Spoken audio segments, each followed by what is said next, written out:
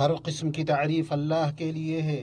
اس نے ہر چیز کو پیدا کیا اور اس کی ایک تقدیر مقرر کی، اور حکمت و تدبیر کے لحاظ سے معاملات اس کی منشا کے مطابق جاری ہیں۔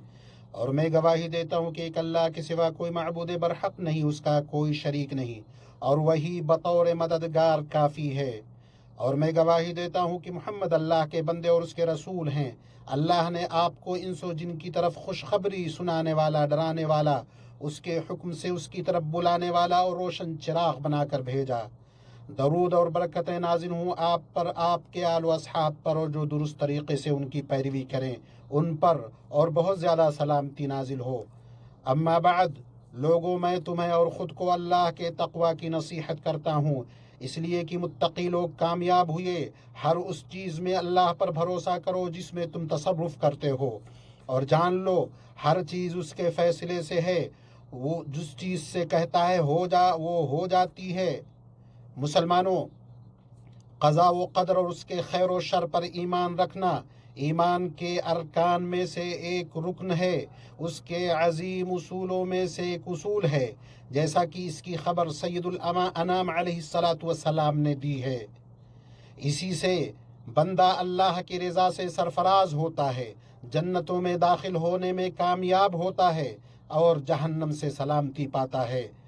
زید بن ثابت رضی اللہ عنہ سے روایت ہے، انہوں نے کہا، میں نے رسول اللہ صلی اللہ علیہ وسلم کو فرماتے ہوئے سنا، اگر تمہارے پاس احد پہاڑ کے برابر بھی سونا ہو اور تم اسے اللہ کی راہ میں خرچ کرو، وہ تمہاری طرف سے قبول نہیں کرے گا یہاں تک کہ تم تقدیر پر ایمان رکھو۔ جان لو جو تمہیں ملا وہ ملنے ہی والا تھا، اور جو تمہیں نہ ملا وہ تمہیں ملنے والا ہی نہیں تھا۔ اگر تم اس کے سوا کسی اور عقیدے پر مرے تو تم جہنم میں داخل ہوگے۔ جب عقیدہ دلوں میں بیٹھ جائے تو عمل کرنے والوں کو عمل پر ابھارتا ہے، اور ہر حال میں انہیں کمال کے مرتبہ تک لے جاتا ہے۔ لوگوں، تقدیر مخلوقات میں اللہ کا راز ہے۔ ہر تقدیر جو اللہ نے بنائی ہے اس کی حکمت سے واقع ہونے والی ہے۔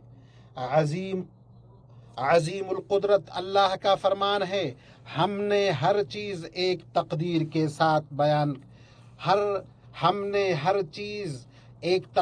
ساتھ پیدا کی ہے، اور فرمایا اس نے ہر چیز کو پیدا کیا، پھر اس کی ایک تقدیر مقرر کی۔ اللہ ہی پیدا کرنے والا ہے، اسی نے فنا کیا، اسی نے محتاج بنایا، اسی نے بے نیاز کیا، اسی نے مارا اور جلایا، اسی نے گمراہ کیا اور ہدایت دی۔ ہمارے رب نے ہمارے لیے جو ظاہر کیا ہم اس پر ایمان لائے، اور جس کا علم اس نے اپنے پاس رکھ لیا ہم پر اس کی حکمت و غایت مخفی رہی۔ اللہ کے کمال حکمت، اس کی تقدیر کی عظمت، اس کے ملکوت میں اس کی مشیت کے نافذ ہونے اور اس کے حسن تدبیر پر ایمان رکھتے ہوئے ہم نے اسے تسلیم کیا اور اس سے راضی ہوئے، کیونکہ اللہ پاک ہے، ایسا حکیم و علیم ہے جو کچھ وہ کرتا ہے اس بابت اس سے سوال نہیں کیا جا سکتا، اور بقیہ سارے لوگوں سے سوال کیا جائے گا۔ وہی قابل تعریف ہے، ہر حال میں تعریف کا مستحق ہے، اس کے سوا کوئی معبود برحق نہیں۔ جس نے کما حق اللہ پر ایمان رکھا اور جان لیا کہ ہر چیز حکیم رحمان کے فیصلے اور تقدیر سے ہے، اس کا ایمان سچا رہا، اس نے ایمان کے لازم اقوال و افعال انجام دیے، اللہ اس کے دل کو رضا پر ثابت قدم کر دے گا اور اسے تسلیم و اذعان کی ہدایت دے گا۔ اللہ کا فرمان ہے، جو شخص اللہ پر ایمان رکھتا ہو اللہ اس کے دل کو ہدایت بخشتا ہے، اور اللہ کو ہر چیز کا علم ہے۔ جس نے اپنے دل سے اللہ پر بھروسہ کرتے ہوئے سے مدد طلب کی، اللہ نے اس کی مدد کی، اس کی طرف جو رجوع ہوا اس کی پناہ میں اللہ نے اس کی حفاظت کی۔ جس نے اس کی راہ میں دشواریاں اور مشقتیں جھیلیں، اللہ نے انہیں اس پر سہل اور آسان کیا، اور جس نے صدق دل سے اس کا قصد کیا اس کے لیے اللہ کافی ہوا، اس کے لیے خیر کے راستے مزین کیے۔ وہ شخص وہ شخص کیسے لوگوں سے ڈر سکتا ہے جو جانتا ہے کہ موت حتمی ہے، اور وہ شخص کیسے فقر و فاقہ سے ڈر سکتا ہے جو یقین رکھتا ہے کہ رزق مقدر ہے، اور وہ شخص کیسے مصیبتوں اور تکلیفوں سے ناراض ہو سکتا ہے جو جانتا ہے کہ اللہ ہی وہ ہے جس نے انہیں مقدر کیا ہے۔ وہ شخص کیسے ان کے ثواب اور صلہ کی امید نہیں رکھے گا جو جانتا ہے کہ اللہ ہی وہ ہے جس نے انہیں بھیجا اور ان کی تدبیر کی۔ بندہ جب اس پر ایمان لے آتا ہے تو اللہ تعالیٰ اس پر مصیبتوں اور مشکلات کو آسان کر دیتا۔ اللہ کا فرمان ہے، ایمان والوں کو اللہ پکی بات کے ساتھ مضبوط رکھتا ہے، دنیا کی زندگی میں اور آخرت کی زندگی میں، بلکہ اس سے اسے عظیم اجر و ثواب حاصل ہوتا ہے، جیسا کہ اللہ نے فرمایا، صبر کرنے والوں ہی کو ان کا پورا پورا اجر دیا جاتا ہے۔ اللہ آپ پر رحم کرے۔ جان لو کہ قضا و قدر پر ایمان کے 4 مراتب ہیں۔ پہلا مرتبہ علم کا ہے، اور یہ کہ اللہ کے ہر چیز پر محیط علم پر ایمان لایا جائے۔ اللہ عز و جل جانتا ہے جو تھا، جو ہونے والا ہے، اور جو ہوگا، اور جو نہیں ہے اگر ہوتا تو کیسا ہوتا۔ اللہ کا فرمان ہے، تم جس حال میں بھی ہوتے ہو، قرآن میں کچھ پڑھتے ہو یا تم لوگ کوئی کام کرتے ہو، جب اس میں مصروف ہوتے ہو تو ہم کو اس سب کی خبر رہتی ہے جب تم اس کام میں مشغول ہوتے ہو۔ دوسرا مرتبہ لکھنے کا مرتبہ، اور یہ کہ ایمان لایا جائے کہ اللہ نے تمام مخلوقات کی تقدیریں لوح محفوظ میں لکھ رکھی ہیں۔ اس نے عمریں، موتیں، روزیاں، اعمال، بدبختی اور خوشبختی، یہ سب کچھ لکھ رکھی ہے۔ عبداللہ بن عمرو بن عاص رضی اللہ عنہ سے روایت ہے، انہوں نے کہا، میں نے رسول اللہ صلی اللہ علیہ وسلم کو فرماتے ہوئے سنا، اللہ نے مخلوقات کی تقدیریں آسمانوں اور زمین کی تخلیق سے 50,000 سال پہلے لکھی ہے۔ اسے مسلم نے روایت کیا ہے۔ تیسرا مرتبہ ارادہ اور مشیت کا ہے، یعنی ایمان لایا جائے کہ اس کائنات میں جو کچھ ہو رہا ہے وہ اللہ کی مشیت کے مطابق ہو رہا ہے۔ اس کے ارادے اور مشیت سے کوئی شاذ و نادر چیز بھی نہیں نکلتی۔ اللہ جو چاہتا ہے وہ ہوتا ہے، جو نہیں چاہتا وہ نہیں ہوتا ہے۔ اللہ کا فرمان ہے، ہرگز کسی کام پر یوں نہ کہنا کہ میں اسے کل کروں گا مگر یہ کہ اللہ چاہے۔ اللہ پر رحم کرے۔ جان لو، تقدیر پر ایمان رکھنے کا مطلب یہ نہیں ہے کہ بندہ اپنے بارے میں یہ گمان کرے کہ وہ اپنے افعال پر مجبور ہے، بلکہ اللہ نے بندے کو مشیت و اختیار دیا ہے، لیکن اس کی مشیت اللہ کی مشیت کے تابع ہے، جیسا کہ اللہ نے فرمایا، اور تم نہ چاہو گے مگر یہ کہ اللہ ہی چاہے، بے شک اللہ تعالی علم والا با حکمت ہے۔ تقدیر پر ایمان رکھنے والا مومن مشروع ذرائع اختیار کرنے میں کوتاہی نہیں برتتا، کیونکہ وہ جانتا ہے کہ اللہ کا قانون نافذ ہونے والا ہے، کہ چیزوں کی تقدیر ان کے اسباب کے ساتھ مربوط ہے۔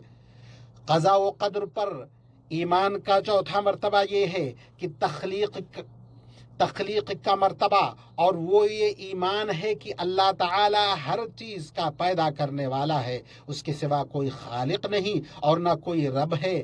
اللہ ہر چیز کو پیدا کرنے والا ہے اور وہی ہر چیز پر نگہبان ہے۔ اللہ کے بندو، اللہ مجھے اور آپ کو قرآن و سنت میں برکتوں سے نوازے، ان میں موجود آیات و حکمت سے مجھے اور آپ کو فائدہ پہنچائے۔ میں وہ کہہ رہا ہوں جو آپ نے سنا، میں اللہ سے اپنے لیے اور تمہارے لیے مغفرت طلب کرتا ہوں، تم بھی اس سے مغفرت طلب کرو، بلا شبہ وہ بڑا بخشنے والا مہربان ہے۔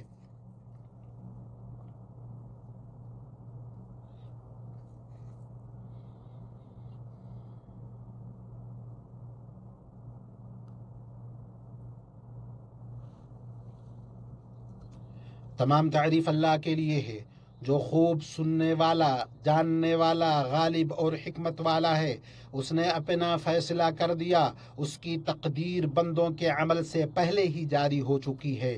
اور میں گواہی دیتا ہوں کہ ایک اللہ کے سوا کوئی معبود برحق نہیں، اس کا کوئی شریک نہیں، وہی اولین و آخرین کا معبود ہے۔ اور میں گواہی دیتا ہوں کہ محمد صلی اللہ علیہ وسلم اللہ کے بندے، اس کے رسول ہیں، روشن روح اور چمکتے اعضاء والے اہل ایمان کے پیشوا ہیں۔ اللہ تعالیٰ ان پر درود و سلام اور برکت نازل کرے، ان کے آل و اصحاب اور تابعین پر، اور ان سب پر جو قیامت تک نیکی کے ساتھ ان کی پیروی کریں۔ اما بعد، مومنو، بے شک قضا و قدر پر ایمان کے بے شمار اور بے حساب عظیم ثمرات و فوائد ہیں، اور اس کے قابل تعریف اثرات ہیں جن کی نہ کوئی حد ہے اور نہ ہی شمار۔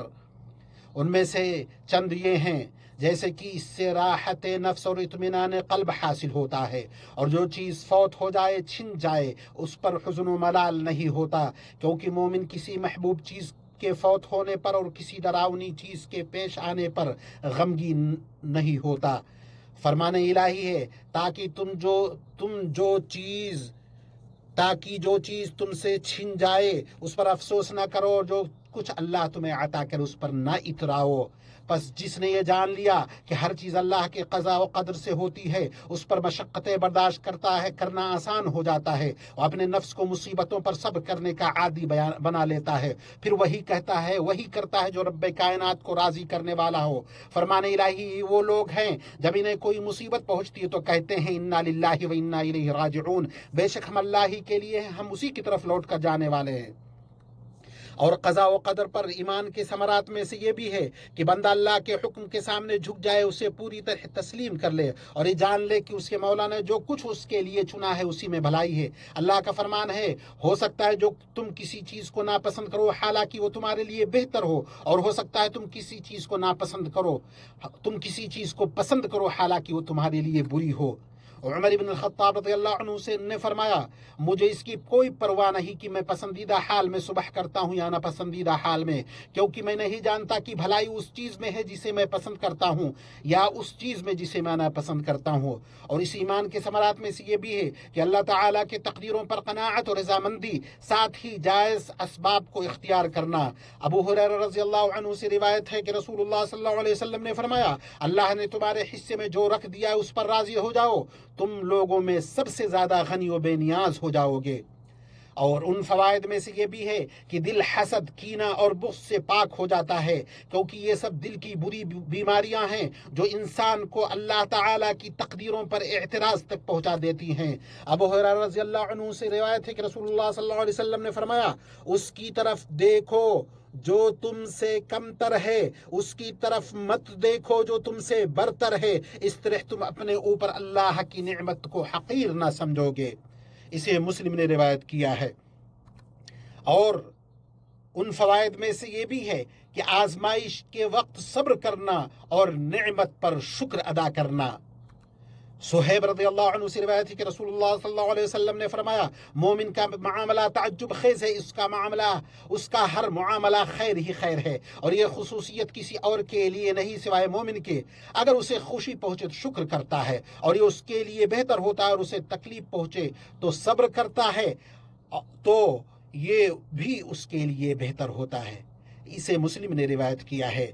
عطا ابن ابی رباح بیان کرتے ہیں کہ ابن عباس رضی اللہ عنہ نے مجھ سے کہا، کیا میں تمہیں جنت کی ایک عورت نہ دکھاؤں؟ میں نے کہا ضرور۔ انہیں کہا، یہ کالی کلوٹی عورت یہ نبی صلی اللہ علیہ وسلم کی خدمت میں حاضر ہوئی اور کہا، مجھے مرگی کا دورہ پڑتا ہے، اس حالت میں میرا جسم کھل جاتا ہے، آپ میرے لیے دعا کریں۔ آپ نے فرمایا، اگر تم چاہو تو صبر کرو، تمہارے لیے جنت ہے، اور اگر چاہو تو میں اللہ سے دعا کروں وہ تمہیں شفا دے دے۔ اس نے کہا، میں صبر کروں گی لیکن میں بے پردہ ہو جاتی ہوں، تو آپ دعا کریں کہ میں بے پردہ نہ ہو جاؤں۔ چنانچہ آپ صلی اللہ علیہ وسلم نے اس کے لیے دعا فرمائی۔ اسے بخاری اور مسلم نے روایت کیا ہے۔ ایمانی بھائیوں، جو حقائق ابھی بیان ہوئے وہ ان عظیم ترین امور میں سے ہیں جو اہل ایمان کو سخت ترین پریشانیوں اور بڑے بڑے حادثات کے وقت ثابت قدم رکھتے ہیں۔ اللہ علام الغیوب کا فرمان ہے، کہہ دیجئے ہمیں ہرگز کوئی چیز نہیں پہنچ سکتی مگر وہی جو اللہ نے ہمارے لیے لکھ دی ہے، وہی ہمارا کارساز ہے، اور اہل ایمان کو اللہ پر ہی بھروسہ کرنا چاہیے۔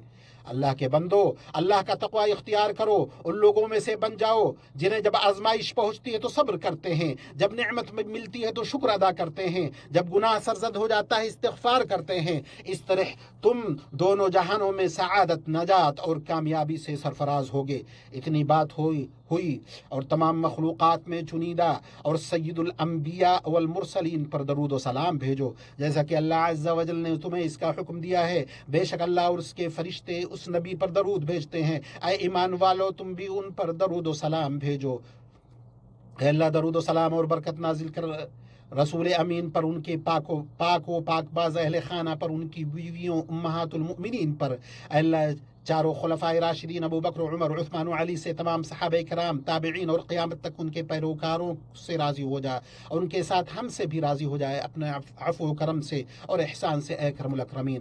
اے اللہ، اسلام اور مسلمانوں کو غلبہ عطا فرما، دین کے قلعہ کی حفاظت کر، اپنے دین، اپنی کتاب، اپنے نبی صلی اللہ علیہ وسلم کی سنت اور اپنے مومن بندوں کی مدد فرما، اور امن و امان کی نعمت ہمارے ملک مملکت سعودی عرب پر اور تمام مسلم ممالک پر قائم رکھ، اور ہمیں اور انہیں ہر طرح کی برائی، آفت، سختی اور تکلیف سے محفوظ رکھ، اور جنگوں اور فتنوں، ظاہری و باطنی شر اور آزمائشوں سے بچا۔ اے اللہ، ہمارے امام اور سربراہ خادم حرمین شریفین، ان کے امین ولی عہد کو حق، توفیق اور ہدایت سے مضبوط کر، انہیں، ان کے معاونین کو اس کام کی توفیق دے جسے تو پسند کرتا اور جس سے تو راضی ہو، اور جس میں ملک اور بندوں کی بہتری ہو، اور جس میں اسلام اور مسلمانوں کے لیے غلبہ و استحکام ہو۔ اے اللہ، ہمارے حفاظتی اہلکاروں، ہمارے سرحدوں پر موجود فوجیوں کو محفوظ رکھ، انہیں فتح عطا فرما، ان کا حامی و ناصر بن جا، انہیں سہارا دینے والا بن جا، انہیں مضبوط کرنے والا بن جا۔ اے اللہ، غم زدوں کا غم دور فرما، مصیبت زدوں کی مصیبت ٹال دے، قرض داروں کے قرض ادا فرما، ہمارے اور مسلمانوں کے مریضوں کو شفا یاب کر، ہمارے اور مسلمانوں کے وفات شدگان پر رحم فرما، اے ہمارے رحم سے قبول فرما۔ اے اللہ، فلسطین میں اور ہر جگہ کے مسلمانوں کو کی تو مدد فرما، اے اللہ، ہر غم سے انہیں نجات دے دے، انہیں ہر مصیبت سے چھٹکارا دلا دے۔ اے اللہ، ہم سے قبول فرما، بے شک تو ہی خوب سننے والا ہے۔ اے اللہ، ہماری توبہ قبول فرما۔ سبحان ربک رب العزت عما یصفون وسلام علی المرسلین والحمد للہ رب العالمین۔